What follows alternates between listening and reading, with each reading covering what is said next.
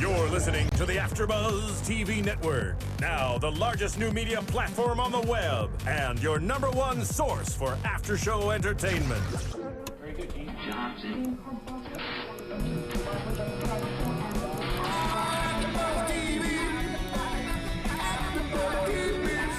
The AfterBuzz Studios in Los Angeles, California. Presented by Maria Menounos and streaming live thanks to Akamai Technologies. This is AfterBuzz TV's R&B Divas After Show. We'll break down tonight's episode and get you all the latest news and gossip. And now, another post-game wrap-up show for your favorite TV show. It's AfterBuzz TV's R&B Divas After Show. What's up, everybody? You are tuned into AfterBuzz TV for R&B Divas Season 2, LA. That's right. And my girl is in the building one more time. Give it up for Lil Mo! In the building!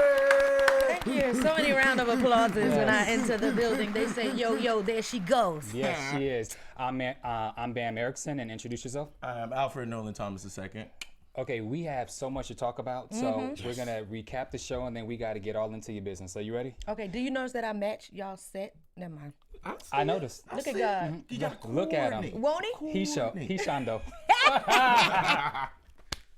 Okay, so last night's episode, it premiered. Were you excited? What you think? Heck yeah. It's been a year since the last premiere, and you know, so much has changed, so much has happened.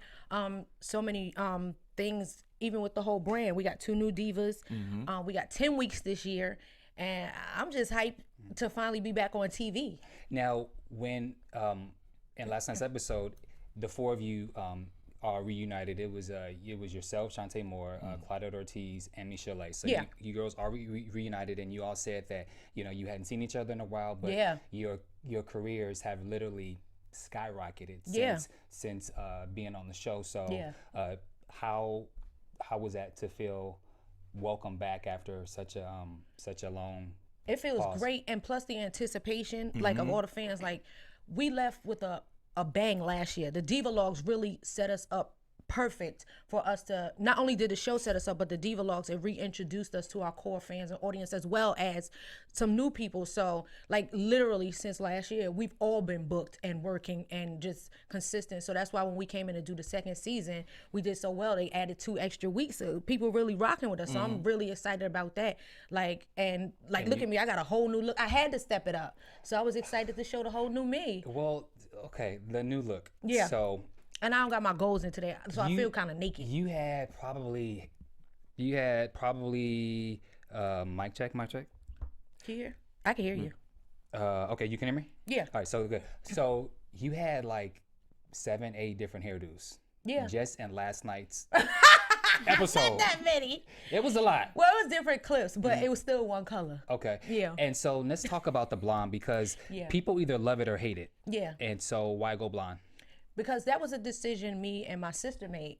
You know, usually when a woman goes through something, maybe it be death, birth, divorce, anything, when you want to rebirth something or you're going through something, the first sign of going through or coming out of something is, somebody will cut their hair, they change their hair color. It's always a big difference. Me, I'm dramatic, I'm drastic. I always like to go over the top. I couldn't do the braids anymore because I did that like 15 years ago. Couldn't do the blue hair, did that. So I was just like, my sister was like, let's try the blonde. And I was afraid to do blonde, but she was like, yo, the whole Marilyn Monroe feel, not so much as, what people was thinking about Marilyn, but just when you see blonde, that just captivates. And I had to come in over the top because I have a whole new personality, a whole new life. And I think this just explains and defines and basically lets you know how I'm feeling. Just blonde. I don't know what it is about blonde, but we do have more fun. Oh, yes. All right. And this is a number 613 because there's different shades of blondes. And you've had how many different shades so far? At least 3. Because I had this for the whole season, and then because this color is hard to come by, especially this grade of hair. You thought this was all me. But I just really? Yeah. Don't egg. You know why he is there, my big. No. But I had to try different colors because, sometimes when this isn't available, it's other kinds. Like, I get so much hair sent to me, we always have to change the color. And this last color that I had, it fit my skin tone well. I forgot which number it was, but my sister mixed 3 different colors. But because it blended in with my skin so much, everybody thought my hairline started back here. And I was trying to tell people, no, she's growing back. I didn't know that much about her, so. Oh, what, now you know. Okay, well then, Well, Kelly Price and Don Robinson they're gone, and so now they've been replaced. Yeah. I wasn't surprised. Were you surprised at the other No. 2 late? Okay, so move on. Yeah. All right, I mean, it's no surprise because we saw, and I was here last season, and we would say, and you've heard from them both saying they, you know, they didn't like the way that they were edited or the way they looked or the way that the show made them feel, whatever. So why would someone be so foolish to bring someone back if they had that many complaints from like the 5th week on? That would be a waste. Yeah, fair enough. And so, go well, ahead. what got you guys to decide for the new cast out of these new girls? That's not up to me. I honestly found out like once we started production, who the 2 new girls were, and that's what I love about the whole movement between TVOne, Think Factory, the producers, and the network. They can hold a secret, so you really don't know who it's gonna be. There was much speculation because everybody was like, you know, coming back, like Kelly, she's a very notable artist. Yeah. So to replace her, you would either have to bring her back or try to find somebody just as famous or more famous. You can't go backwards. So they couldn't try to go get it's so many artists that it would be a waste to try to go get that would, you know, bring that much you know, that much viewing and fans to watch the show, because she does have a fan base. Now what happened after, you know, she showed who she was on the show, that has nothing to do with neither you or I. But calling in new people and replacing, you always have to do bigger and better. And Chrisette and Leela James, that was like, we came up, like, no shade, like that was a good look, that was a good move. When I found out who it was, like once we actually got our call sheets, I was like, yo, like I honestly, like, how did y'all get them? Like, real talk. I admit I was quite surprised for the 2, particularly with Chrisette? Chrisette, because she's more your style. She's more into the whole R&B hip hop world, and so I thought that was a great come up for TV1 to get to get the younger audience to watch, because, you know, as you always say, no shade. When it comes to and it be shade, but... right. But for Atlanta, the women are of a particular age, except for maybe KeKe. They're kind of older, a particular caliber. I will say that too. That too. It's a totally different dynamics between you guys in LA and Atlanta. Yeah, it is a big dynamic. But even with them bringing in their 2 new, with Michel'le and Latavia, that's a younger generation. But I remember Michel'le being in 702, and they were out like when I was first coming out. So she still has that hip hop and R&B fan. So just the overall look for the whole brand is to pull in the younger demographic. So that was a good look. But with ours, like, that was a good look. Now, when you guys were at the Leela James listening party, were you bored, or what's, like, your disposition seemed a little like... That was my first time ever meeting Leela in real life. So it was just like, we didn't know what was going to happen. We was told it was a listening party, and we were just like, it was freezing in there. So it's just like, it was late. I had just came back from the East Coast. So even though it airs at 10 p.m. y'all time, we probably started filming like late that night. So I was just like, yo, my East Coast is kicking in. And it wasn't nothing about being bored and stuff, but I had never met her. So just to be there for that first time, I wanted to see, you know, what it was all about. But she and I have mutual friends. I was like, trust me, once you meet her and you know her, like, she cool. So once I found out she was on the cast, that's when I got the, you know, the secret bat phone call saying like, yo, she one of us. We have a cool crew. And then there's some people, they be like, nah, you might not want to fool with that person. And, you know, she made the cool list. Side note, was that Jill Scott sitting behind you guys? There was a lady in like in a wig. It looked like Jill Scott. I'm just saying. No, I don't even remember who was back there. I know it was like a lot of producers and other artists there that I was just like, oh, but I know like the majority of the people there were like musicians, background singers, songwriters. I believe the one of the ladies behind us, like they all worked with Leela. So they were part of the production of the album. And I was just like, oh, okay, like this was super cool. I saw some, Mike City was there. Like he produced a lot of, never, like all, Carl Thomas album and stuff like that. Like he's a heavy hitter. So she had some heavy hitters in the room. And I was just like really honored to like finally meet her after all these years of, you know, you gotta meet. So finally now we get to do a show together. I get to enjoy her music and her personality, like really get to hang with her. Like, that's my dog. Yeah. You guys went to the nursery. I never heard of that before. The nursery. Me neither. Was it in Compton? I don't remember what it was, but when I got my call sheet and it said we're going to a nursery, I'm thinking, what you think I'm thinking? Because I got kids. Yeah. So I'm like, oh, we must be going to see little kids. Maybe we're going to feed some like, or not orphans, but like children, premature babies, or just holding, you know, just to like, because I know she has a baby, and you know, I thought we was just gonna just be on some motherly type. So when I pull up and it was a nursery, I said, oh, it gave me a tease. You know that movie, The Town? Remember they used to always go to the nursery and have some little side business going down. I'm like, what kind of mess is this? Why you got me picking out plans? I don't know how to do that. So when we got to know, she broke it down how like she's really, with her being from South Central, you would never know what she was exposed to. Like, she was exposed to like a country way of life. So that's why she seems Southern, but she from the hood. Yeah. I see some hood-ish ways in her. Oh, yeah. You know, it's gonna Oh, she turns. Okay. Yeah. Now, she does also have one of those special voices like Michel'le. What it is, her speaking voice and her singing voice are two different, like The tone. night and day. Yeah. But Yes, it's just like, it's like another person inside there. Yeah, it's like, yo, like, how do you get to that tone? But if you ever get a chance to see her perform, her energy, like, you gotta, she's like a person, she's an experience. Leela Jameson is an experience. Far as the person side, mad cool. Far as the artist side, you just like, who would, like, her energy is amazing. I've had the pleasure of like, with the show, we are doing a lot of women empowerment conferences, and usually after the conference is over, we perform, and literally sometimes we'll only get 10 to 15 minutes, but those 10 to 15 minutes between I know Shantae will perform, Claudette, Michel'le, and Chrisette she'll usually perform and then leave before us because like all of us are all over the world. But when I first saw Leela perform, like she performs like a rapper, like turned. She's like the same height as me, got a big old booty. I met her. You did? Yo. I was at you remember the Savoy? That's right. That's right. She but like her whole experience, and when she's with her live band, oh my God. Yeah. She's the truth. Did you break a nail like you were complaining?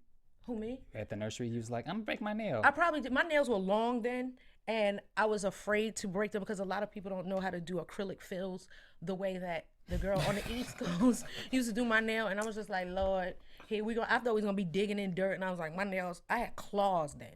And my fiance made me cut them. Amen. He was like, right on. You can't mess with my area with them.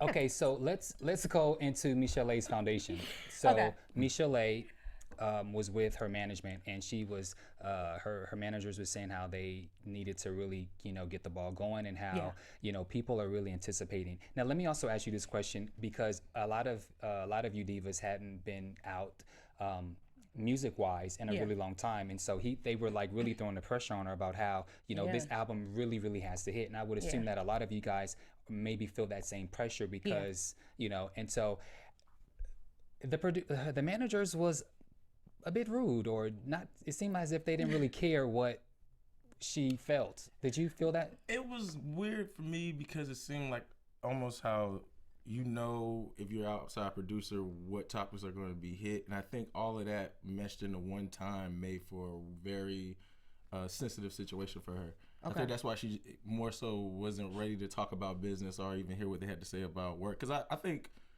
you could say being in your tenure of your career and having established yourself, having your team and listening to them, and when do you know to give that person the go to push you when you may need that push. See, each team deals with their artists differently. I know with my team, I'll say this is what I want to do, and they have to make it happen. So basically, I'm the boss. But with certain artists, like coming back into this industry, you just have to be real with them. You have to listen. It ain't as easy as it was before. You're not. When she first came out, she was down with Dr. Dre and them, and that she was known for the voice of that. So it's like coming back, you don't have the same people behind you now, unless we could get them to do some drops, or while he's accepting those big checks for them headphones, he sneak you in there and you wave high. You already know this industry has changed so much since she's had her first album out. So you just got to be real upfront. It's just like, maybe some of your fans might have went on, they might be traveling. Like, you just never know. She said she hasn't had an album out in almost like 20 years. Like, that's been a minute. So coming back, it's not as easy. It's not as, you know, it's a total different dispensation. It's a total different. And the game has changed. It's so much. It changes every 5 years anyway. So just think, that's 4 births of 5 years. That's 20 years. Yeah. Like, you have to come out busting, and you have to do it. The time is now, because even though we're shooting a show, you can't technically say, because this reality show, you know, you can't say that, but he has to basically let her know, like, you have to get in while the iron is hot. You know what I mean? Or else you can miss that wave. So while everybody's looking, get your song together, because even last season, I know she was working on shows and stuff, but still there was no song out. Even with me, I was working on an album, but I at least put like 2 songs out, and people don't know it. It takes a lot out of you, and it takes a lot to put an album together. So now that we have 10 weeks, hopefully it'll be some product to come out. That's just the way they have to push her, and, you know, just let her know, like, listen, you don't want another 20 years to go by and you miss your time. Yeah. And then so when they were having a conversation, she kind of deferred from that, and she referenced how she wanted to start her foundation. Called I'm Still Here. It's a foundation for people for suicide. Yeah. And they seemed a little distant from it, but after she had a moment where she had to step out the room. Then I guess they kind of regrouped, and then they mentioned about Tony Cornelius, who is the son of Don Cornelius from the creator of Soul Train, and so they set up a meeting with the 2 of them to meet, and I thought it was touching. Yeah, that was my first time experiencing that too, because I know that was one of the topics that she discussed during the Diva Laws, but to see her actually have to relive that, and, you know, just like want to help people, because people don't know that suicide ain't nothing to play with. And like, when you even think about committing suicide, because that has ran through my mind, it's just like, you don't realize how selfish that is. Like, not only you die, but a part of you dies. Like, she has a daughter. Like, it's with Don dying, he has his son, and it's still so much unanswered questions, and you just never know why. Or people always have questions they want answered, and you have to take that in consideration. So the fact that she's a suicide survivor, because thank God she's still with us, she can speak about it and be an advocate for it. And I don't think that's, like, to me, that's more important than doing any album, because like look what's going on in society. You could do a suicide, you know, campaign, and then do a song to go along with it. Yeah. Man, damn, an album right now. There are people's lives that are in our hands. So instead of trying to force a company or a label to try to push your album, suicide and bullying, cyber suicide, like all of the stuff that's going on, that's really a relevant conversation and mission that I'm glad that she started to, because she's actually been down that road. She can actually help. And like, I was in tears. Like, I always get choked up when I see her have to relive that again, because she's such a giving and such a sweet person. She's such a real person. It's just like, wow, for her to actually have gone through that, it's just like, yo, you just never know what somebody's going through. I think one of the things that kind of caught me was how affected she was by her grandmother's death. Yeah. And how, as you said, it ends up being even more selfish, because you don't know who kind of looks up to you or depends on you. But you know what? Let me just play devil's advocate on this side. Don Cornelius. Yeah. I can't. This is just what I've heard, but you know, he was going through dementia. Yeah, I heard that. He was going through dementia, and then Michel'le's grandmother, she said that the grandmother starved herself, and so for me, I used to say, well, how can you do this? That, you know, that's very selfish of you. But you know, when someone is in a place in their life that they feel that they don't have any help, who am I to say, well, that's selfish of you to do this, because now that you're gone, I got to take care of this. You know, they're not thinking about stuff like that, because I mean, I can't imagine for a grandmother to starve herself to death. Grandmother. You always think of somebody's grandmother cooking for everybody, praying for everybody. Exactly. I think that is the case, but it's not necessarily her response was from, oh, you know, how could you do this? But the fact that you did do this and now I don't have you around, I think there's a lot of sentimental stuff that it gets underneath the justification of I get you going through something. Because even in that situation, her grandmother was grieving over another situation. So it kind of trickled down. Yeah. And then, I mean, for me, when you are blessed to reach certain ages, I think, you know, she was on her last leg. It wasn't as, you know, I just killed myself right now and I'm young and thriving, but it still affected Michel'le at a young age. Yeah. And because that was basically all she had. Like, if you listen to her story, she was like, she said even to this day, she's still trying to figure out and find out what love is.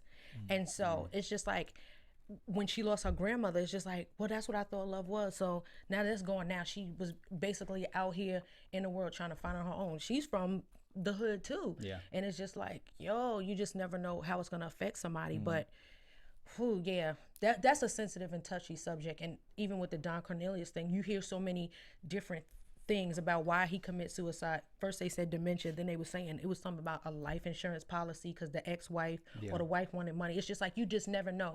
But the fact that, and I can say this for myself, when all the lights go off and all this makeup come off and this hair be pulled back, when I have to deal with myself, you don't know what it goes through and what I go through and what it takes to be me and what I have to deal with and what demons somebody is facing. Like, there's some people like me, I don't like to be by myself. Not that I'm gonna kill myself, but it's sometimes I just don't want to deal with myself. So I always feel like there's some people that are lonely. They can have a entourage, but that loneliness and that begets so many other spirits. I would say the suicide spirit and, you know, just want to harm yourself spirit. But I'm glad I'm over that part. Like, my mom and them had to pray that thing out of me. And it's important that people like Tony and Michel'le, they speak about it. I think it was a little bit shocking to see how connected it is to the African American culture. Because that's so taboo.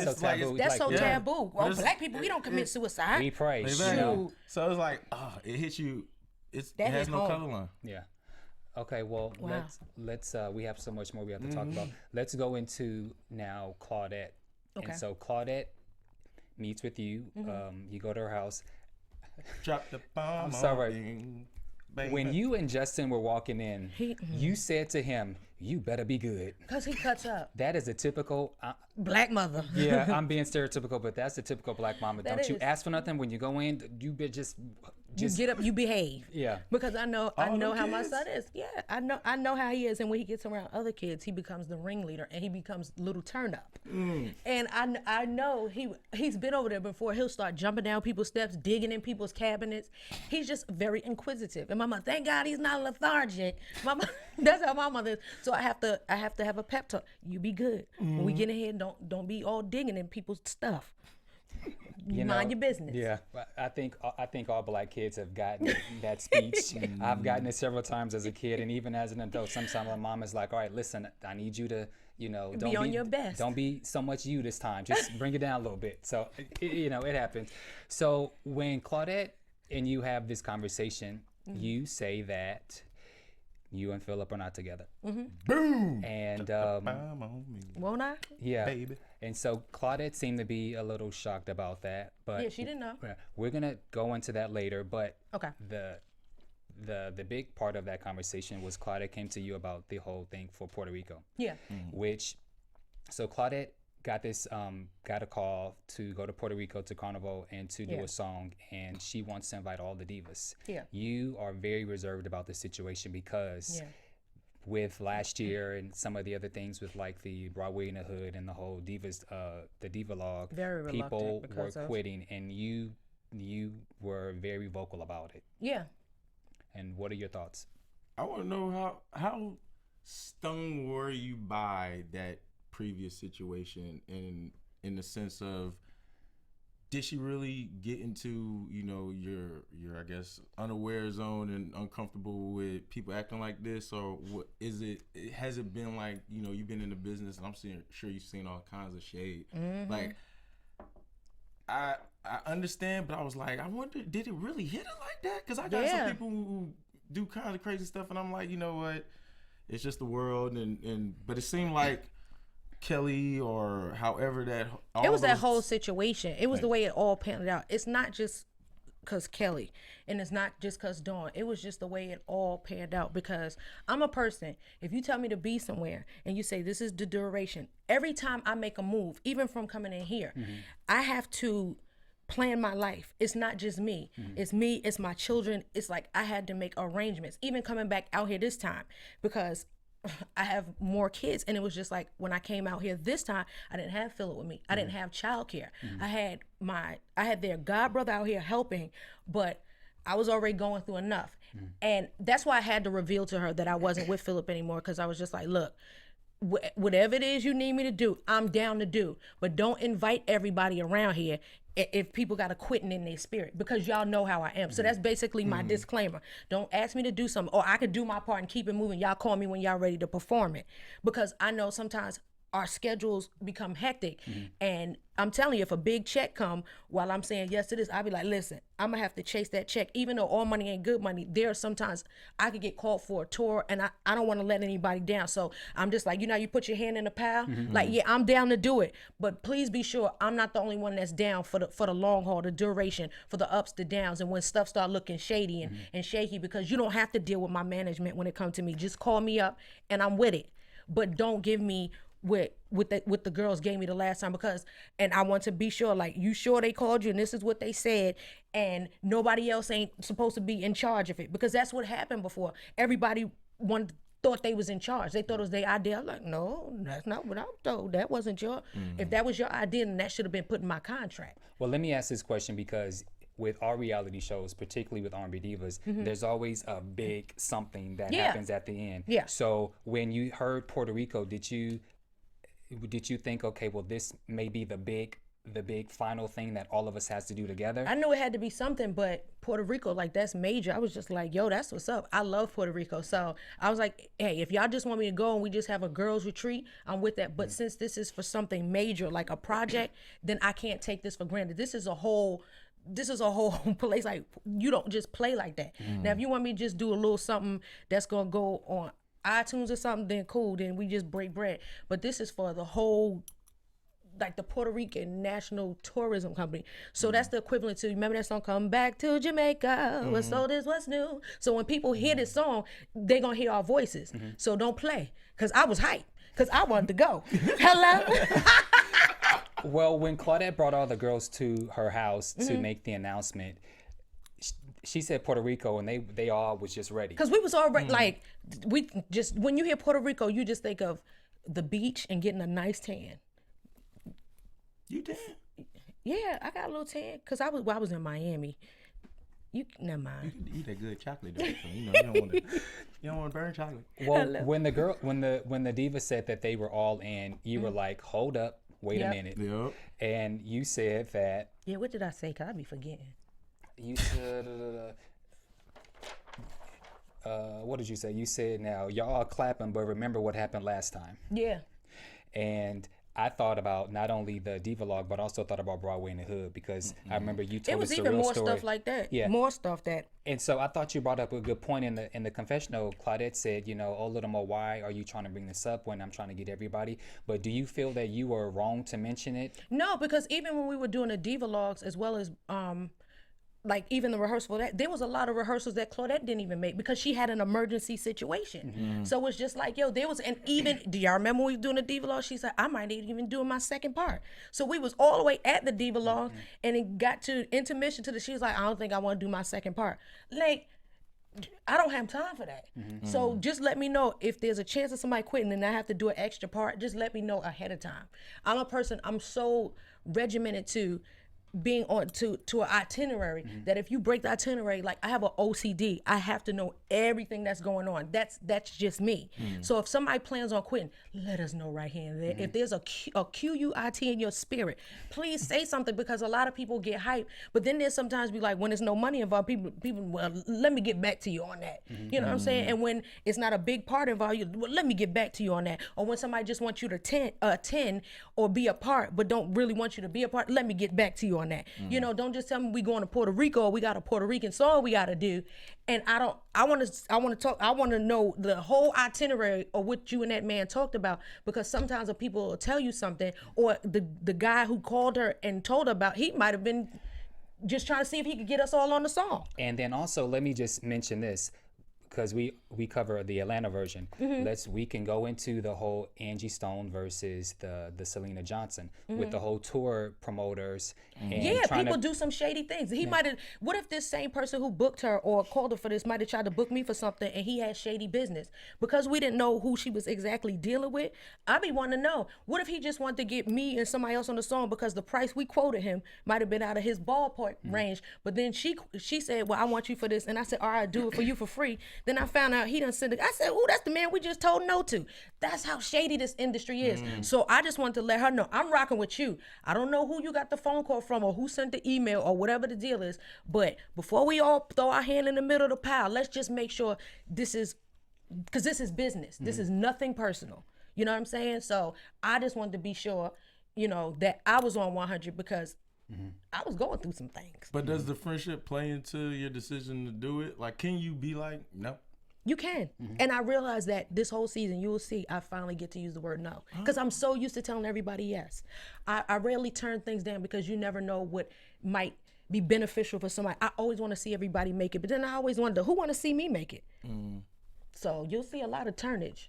Let's go into some other things. So as far as the previews are concerned, there's some things that happens. Yeah. You and Shantae Moore. Okay. Well, there was a blogger who told me a long time ago that he thought you and Shantae fell out. He said that? Yeah, there was a blogger, and let me tell you what. Let me tell you how he figured it out. Okay. Or how he came to that conclusion. How he blues clued it. Yeah, he says that this blogger said that in the very beginning when you guys started taping, because now it's no secret when you guys are actually taping because everything in the blog. So like season 2. Second season. For season 2, and so you guys were tweeting and involving each other in like tweets and Instagrams in the very beginning, and by the time you guys ended in March, there was nothing. There was nothing about Shantae Moore on your tweets, and there was nothing about Lil Mo on her tweets. So they figured out, okay, they must have fell out. People nosy. And based off, the Saints be peeking. Well, I'll tell you who it is later. Okay. And then so did you and Shantae fall out? I really don't know how it's gonna play out during the season, but there's no sense in having a conflict and not having a resolve. So just watch how it plays out.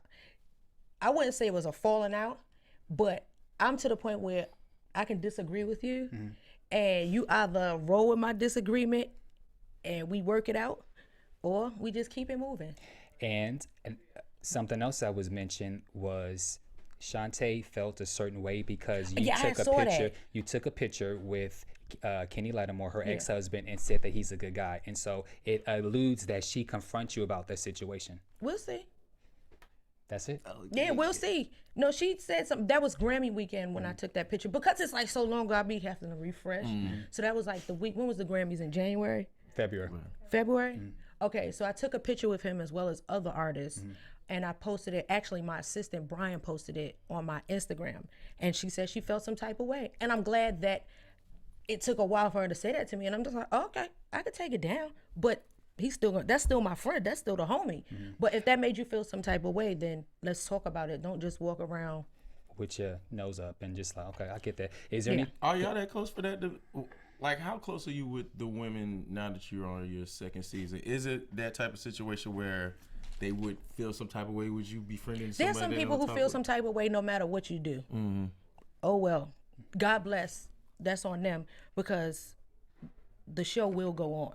Especially mine, because at the end of the day, I came with a common goal. I told them what I want to do, and I knew this platform, this propels me. So I was just like, this is what I'm going to do. If anybody has a problem with it, then it's up to us to come to an amicable, agreement to say, like, either we're gonna rock with each other or not. We're gonna be business or we're gonna be personal. But I will say that I do know that the new friendships, the new genuine, real, long-standing friendships that I have got from this between me, Chrisette, and Leela, the new girls, amazing. You also said that that you, Leela, Chrisette, and Michel'le, you guys call yourself the Golden Girls. Yeah. So who's Blanche, who's Rose, who's Dorothy, and who's Sophia? Who's Blanche? Who's Blanche? Which one? See, Blanche was the fast one. She was the fast one who always had a man. Why you look at me like that, dude? Who's Blanche? Who was the one that was married all the time? Blanche was the one. All right. Dorothy had all the husbands. No. Who's the one who had all the husbands? Oh, geez. That would be me. See, even though we call ourselves the Golden Girls, we still have our own unique personalities. Like, I'm the one who's been married and divorced twice. Like, Michel'le, like, all of our stories, even though they're different, they all find a way to blend. And it was just like this, just the way that we all meshed together. It's like, yo, we really be turned. Like, I love this. I don't have female friends. The only female friends I have are my daughters, my sister-in-laws, and my sister. Like, I don't have any that I can, and my best friend that I was in, like, we grew up since the 6th grade. That's the only ones I can say that are my friends that if somebody came in here shooting, I'm gonna be your shield. If some other people, they came in shoot, I'm like, yeah, get her. She ain't work. No, but those are my ride or dies. And I don't know why, even though I haven't known them for long, it's just, when you click, you click. And ain't nobody messing with my click. Yes, those are my girls. Is there anything else you can give us what we can look for in this season 2 of R&B Divas LA? You just have to ask questions because I don't see it until y'all see it. Okay. So I do, because I don't remember everything that happened. I can't wait to see what I was talking about when I was telling you are wicked, you are evil, and you need to stop. I know that a lot of this season I acted like my mother. That's how my mother is. My mother she's from the South Bronx, so it's just like this side to her. When she just had enough, she just goes, and she means no harm, no physical harm, no mental harm, no emotional harm. But sometimes you have to put that spirit in this place, and it just is what it is. Okay, well, we're gonna go into a commercial break, but before we do a commercial break, we have a very special surprise. Lil Mo is going to perform. Oh, I was like, what the surprise is? There you go. You're the surprise. I know. You're the surprise.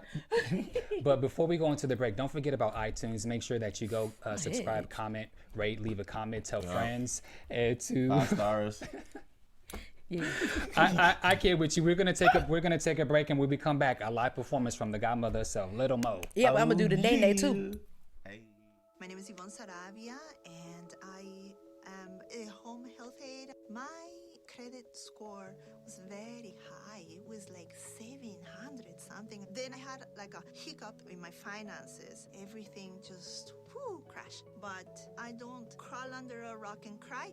It takes baby steps to get back. So that's what I am doing.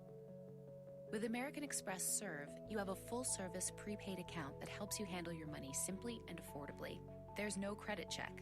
You can pay your bills online and reload cash for free at over 15,000 locations, all for $1 a month, and all backed by the 24/7 service of American Express. This is what membership is. This is what membership does. Get started with an American Express Serve card at CVS Pharmacy or Family Dollar today. Terms and restrictions apply. Go to serve.com for more details. What's up, everybody? You're tuned back into AfterBuzz TV for R&B Divas LA Season 2. We have a very special surprise for you. Lil Mo, who is in the building, she is going to perform her brand new single off her album that's coming out this fall entitled The Scarlet Letter. Oh, we got a lot to talk about. She's going to now do her first single off The Scarlet Letter, and it's called Shoulda Never Let You Go. I just totally messed it up. My bad. I'm sorry. It's all good. Let's communications. So put your hands together for Lil Mo. Lord, let me remember these words. Ooh, ooh, ooh, ooh, ooh, ooh. Hey. Can I see myself make sure I'm cute? Ooh, check it. Sitting up here feeling dumb and shit, trying to hold my feelings in, wondering how, why, and when I let you slip away. I seen you and your little friend riding in your Benz, the one I used to ride in before she took my place. And somehow I can't help but to hate what I see, because now she knows how it feels to be me. Turn up. I shoulda never let you go. Shoulda never let you go. Shoulda never let you go. Shoulda never let you go. I never. Until I realized I shoulda never ever let you go. Hey, hey.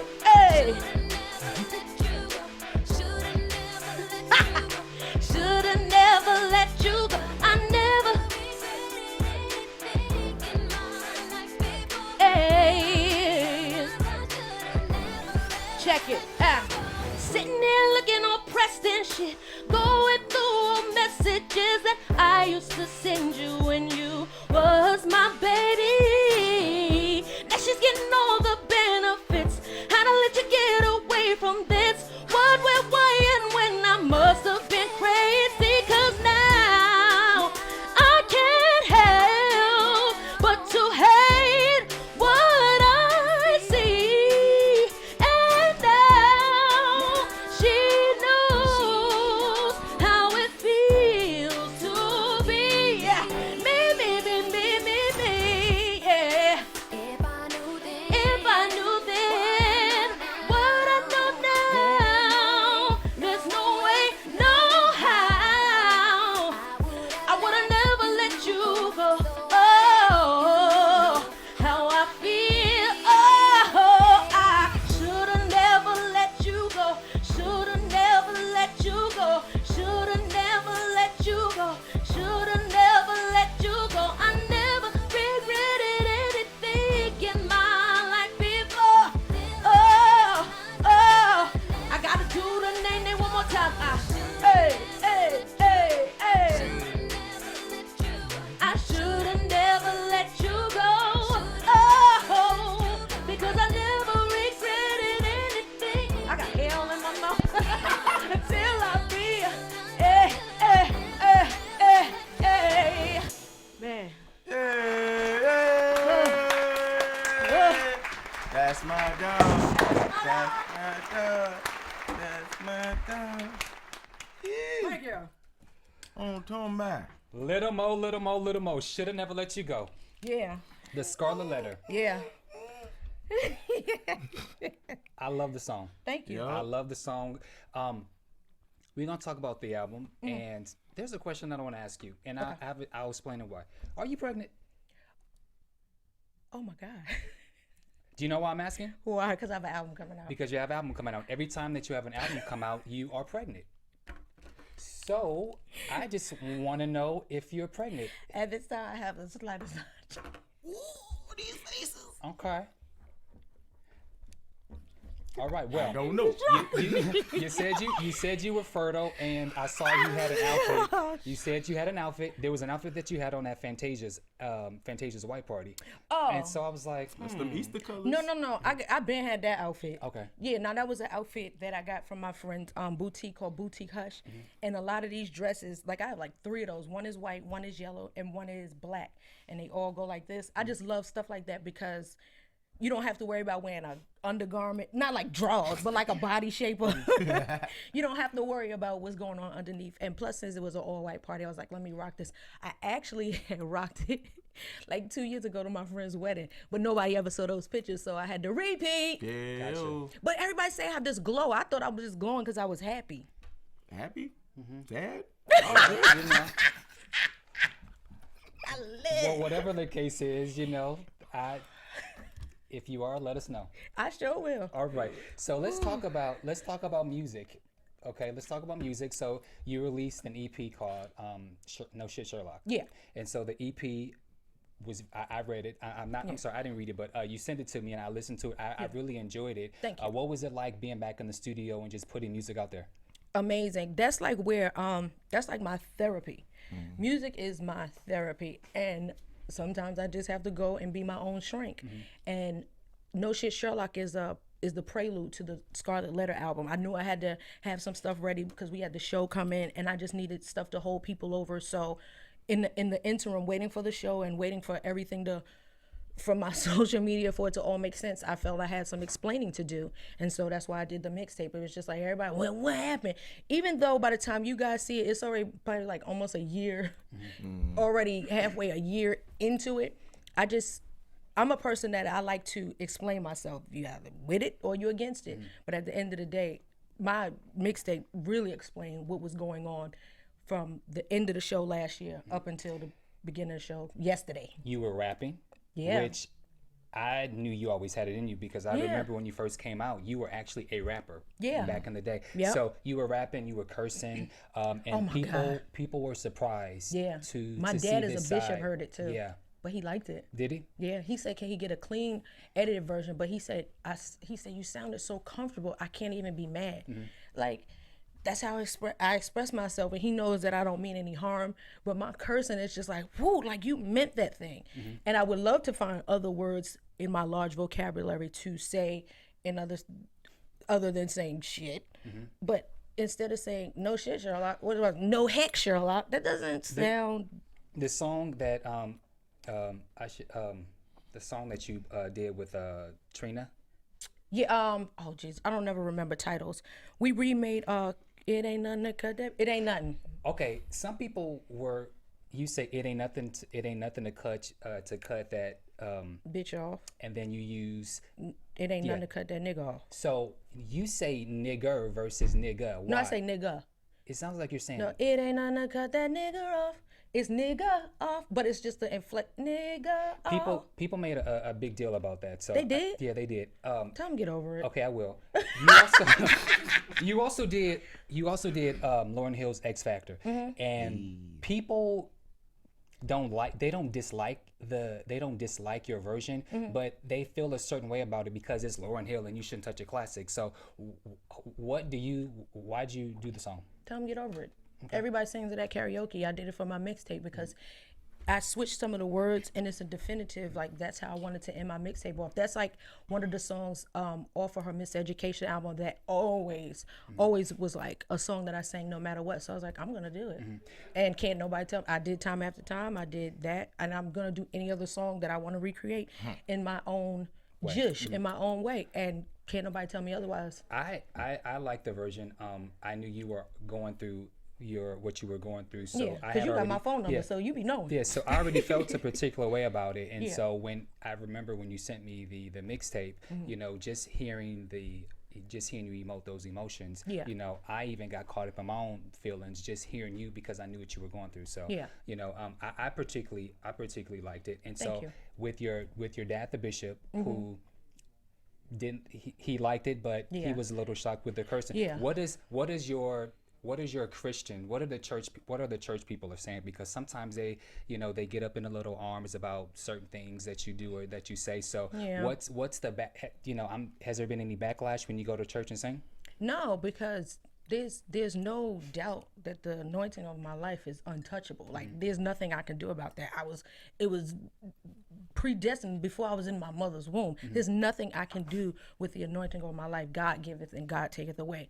But it seems like the ones who always point the most fingers and getting the most upset are mad because they don't have that anointing. Like, do I want to sit up in here and curse? No, I don't. But I'm just like, that's my personality. One day I'm going to stop, but I'm not going to stop just because church people want me to stop. That doesn't make any sense.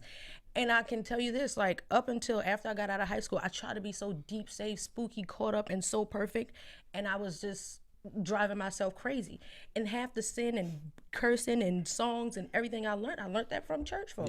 It is what it is. Like, so you are still washing the blood? Yeah, absolutely. I'm covered by it too. Well, speaking of the blood, I would love to hear you sing for Shawn Mitchell's "His Blood Still Works." See, I don't know this. I know the other song. Not right now, but just when I hear that song, I hear you because the lady, she does some of your traditional, the woo woo woo woo, So I got you. I got you. Prince. Let's talk about Prince. Okay, so did you expect this whole thing with Prince for it to go as viral as it did? So you basically posted it. Oh, you did? Yeah. Okay. Because I know people be peeking, and he's a legend. He's famous, and I'm almost back famous. So I mean, anytime that something happens, I know people be peeking at everything I post, and I knew it was gonna go that viral, but if people would have read, they would have saw that I said it was the New Orleans police and it was another lady. It wasn't ever Prince. They were acting extra because it was Prince, but it wasn't ever him. So that's why when they say he had tweeted or something and said my clothes didn't even match, oh, girl, bye. You know my clothes match. She coordinates. So was it Prince that tweeted, or was that not? I don't know. I never saw it. I had somebody screenshot and send it to me, but that goes to show people be peeking. And he still has a core and a cult-like fan base of people that was like, oh, you don't go after legends, this and that, and you should have peed on yourself.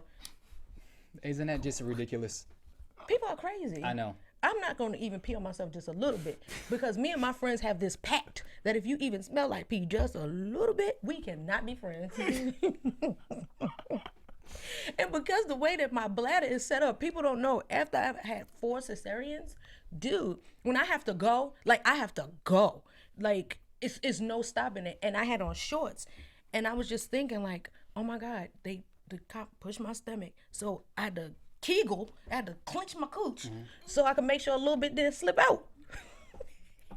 And my fiance was right there. So it's not like I'm hyping it up or making it extra. I'm just like, no, the cop was acting so extra. He was so extra to the point the next day when we had to go to the convention center, because I had a weekend full of events for promotion for R&B Divas LA. I asked the police escort and the convention center escort that we had, I said, excuse me, can I ask y'all something? What kind of letter or itinerary do y'all get that says y'all allowed to shut down a whole backstage for someone that isn't like the ruler of the free world or like a president or something like that? They said, we really don't get that. That's people and their team hyping it up. I said, okay, cool. I want you to shut down the rest of the backstage. I don't want nobody to look at me. And everybody busted out laughing. I was like, why nobody don't take me serious when I say I want y'all to shut all this down? I don't want nobody to look at me. I don't want nobody to walk down the hall. I don't want nobody in the bathroom when I'm in there. Like, what gives people this type of authority? Where does that come from? When do I get to that point? Maybe blonde hair, maybe if grill. you become Illuminati, maybe you'll. True. I was thinking about joining. I was kidding. What's your thoughts on that? Do you think that exists? No. Okay. Not in. I believe there's like a higher power, but would they let African Americans who tell everything in their songs be a part of it? Heck to the no. Like, no. You mentioned your fiance. I want to go back to the first husband.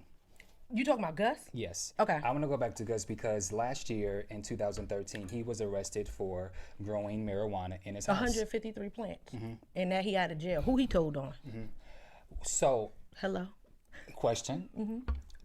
Was he involved in that selling marijuana when you guys were married? He was involved in a lot of things. But thank God for our marriage and my me being a little bit famous, I took him out of that lifestyle. Yes, like, it's real. People in the world, they in these streets, they do what they can to make money. I don't know exactly what he was into because I'm not a snitch. And this is the only thing that's gonna let me be a real But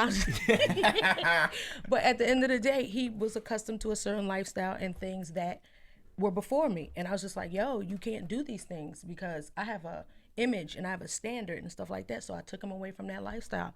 And I think once this lifestyle was over, like, he had to do what he knew best. Now, is this the husband that you married in the back of the church and got the JCPenney's dress and 10% off? Yes. Okay. It was 15% off. 15% off. Okay. And then also Gus's son. We did get married in this church. We got married in, which is now my brother's bedroom in the basement. Oh, wow. If y'all see, it was like right in front of the whole basement. It's a bedroom back there. My brother sleeps in. But now, like, it was really when I lived there, it was off the chain because it was like a nice, fresh white carpet. I had sprinkled some roses. I had printed out the programs the night before. Made it work. Yeah, had my little on sale dress on. Know what I'm talking about? Had on my house shoes, and so I thought I was doing it big. We got married in the basement, and my brother that sleeps down there now, he sang Music Soul Child's Love, and he was high. When he went to the love, he was like, love. I wish I could find that videotape. Y'all would freaking die, yo. I'm not lying. And I gave that dress away because they have like these events like where they donate dresses for proms and people who can't really afford dresses. So ain't no telling who rocking that dress now. Look at God, won't he make a way? Yes, he will. Won't he make a way? And then I want to talk about your stepson, Catfish. Yeah. His kid Cole. That's Kid Cole. Yeah. That's Gus' son. Gotcha. And now I've been hearing stories about how he did some kind of activity in regards to pretending that he was Kanye's. I don't know. He was pretending that like he was signed to a production and producer. What I can say about him is that he's had a hard life. I've seen him survive, and as far as him being, when I was married to Gus, I saw him all about 2 times, but I used to pay the child support to the DC child support system for him. So I don't know how much of that he actually saw, but I know he's had a hard life. But I also know we're getting on Catfish and be on TV, you got to sign some paperwork. So all that money they said that he used up, like, that's beyond small claims court. If he got away with that, then whoever gave up the money, they crazy. Okay, now because she had never met him before. That doesn't even. It sounds weird, and I just wanted to get your thoughts. It was hype. Okay, so now we have to move to husband number 2, Philip. Okay, what happened? Everything. Because when you guys were here, you guys seemed like you were very happy. Seemed. For me, y'all were acting. That was an act. I don't know what it was. When was we here last? Because it was for first season. In August. Yeah. Y'all sung together. He was my manager, my music director, and we were married. So it was a lot of things going on, and it was just like, it was a mess. Now, you mentioned that he got you guys to do a threesome, and then you figured out. We had threesomes before that. Oh, you had it before that. But I knew those were just random. The last one we had, I honestly went through with it because I was just like, I think he messed with her before. It just gave me a tease. It just seemed like, because we was all at the house, turned up, drinking, having fun, but she started doing stuff, and I was just like, wait, why is she in my room? It just got out of hand. So are you guys, is a divorce final? Yeah, I got the papers in my purse. In the purse, good. Okay. Yeah. So how is the whole co-parenting thing, because you guys have 2 kids together? Or the management. Or the management situation. Now my sister manages me. Me and my sister manage me. Like my whole structure now is family oriented. So between my sister and I have a consultant, Leon Cosby, who runs my day to day. Like, and my team, Honeychild, Bella, Brian, Adam, Jermaine. Like I have a team. So they really picked up where he basically fumbled, because it was a lot of stuff that wasn't being handled. So fired him as my manager, as my music director. Like when it came to bands and stuff, I could get a new band. Yeah. But it was like times I had shows to do and he wasn't sending the music in. And I'm just like, really, sir? So, but far as co-parenting, I haven't seen him since December 15th, 2013. And I don't know when the last time my sons have seen him, because they went back to the East Coast before I did, when we were in Puerto Rico, and I think they saw him once. But between the 4 that I biologically gave birth to and the 3 that are my bonus kids with my fiance, we have 7 children, and we are the only 2 that they are honestly concerned and worried about. And now your new fiance, you guys, just really quick, I want to know how you meet. You guys have 7 kids total. He's a boxer. He's 14 or 15 and 0 right now? 16 and 0. Oh, 16 and 0. Sweet 16. Beat somebody else up. Congrats to that. Yeah. Just how 7 kids, particularly 8 on the way, with him being a boxer. You better speak that thing to existence. With him being a boxer, how is he able to financially, you have a certain lifestyle that you live in. Yeah. And I did some research on him, but how is he able to take care of you and his kids and your kids? We just make it do what it do. Okay. We make it do what it do. Like, he got money. Okay. He's not a when you think of boxers, everybody, Floyd Mayweather. So if you're not having that kind of money or that type of backing or whatever, they just think that you can't handle it. But he was doing fine before he met me, and so that's why when he found me 10 years later, because he tried to holler at me 10 years ago, he always says I fleed him. Well, I had just had heaven, and I was just like, yo, I just had a baby. You can't holler at me, and I'm still like technically married, even though I probably was going through something then. But he waited, and then he got at me and asked me, was I ready to go? And I was just like, yeah, we're better time than this, because I'm so tired of being lonely. So it was just like, basically, when the opportunity presented itself, I was with it. Okay, and finally, let's talk about the Scarlet Letter. Tell us when it comes out, what can we expect? September 30th, 2014. Classic Lil Mo. Everybody, you like my friend in my head. You like the girl next door. So the Lil Mo that you met when I was doing Missy Elliott Hot Boys, the Put It On Me's, and Superwomans and all of that.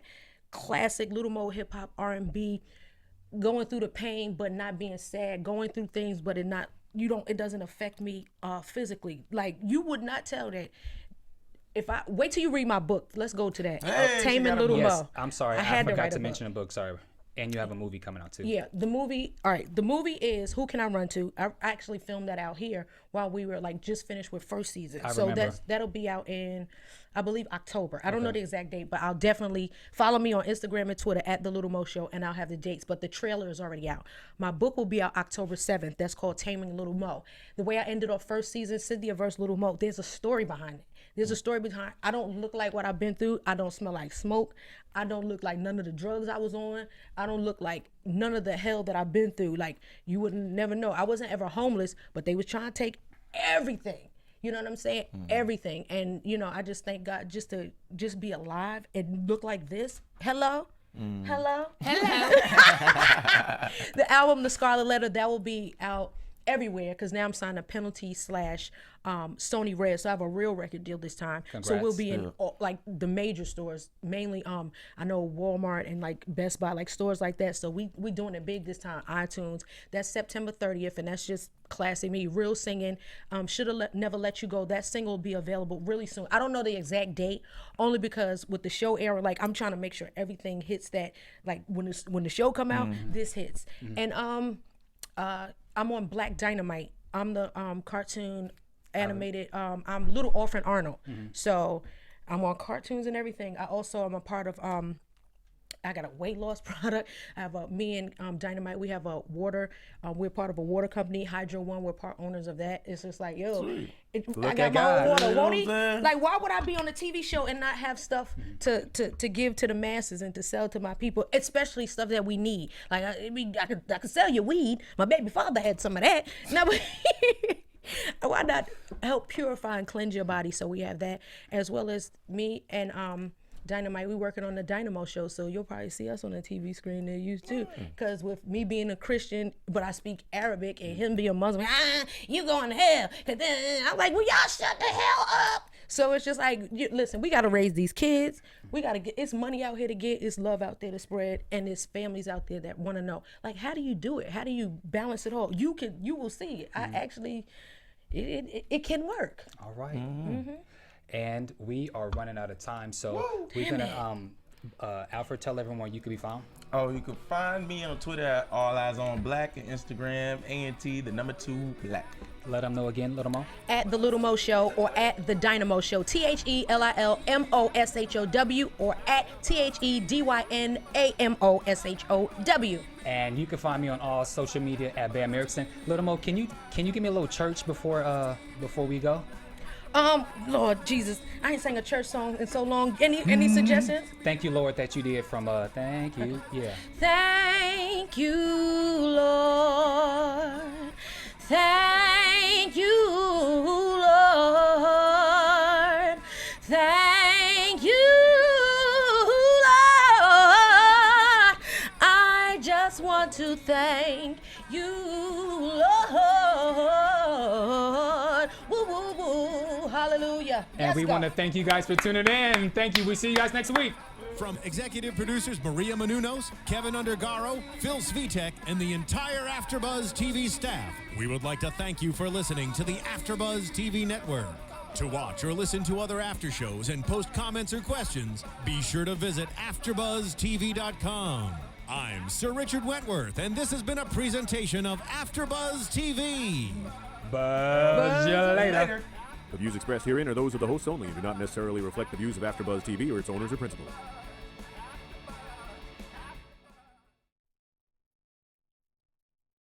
Thank you for watching AfterBuzz TV on YouTube. For more of your favorite after shows and interviews, subscribe to our channel here, and be sure to share your opinion on the episode in the comment section below here.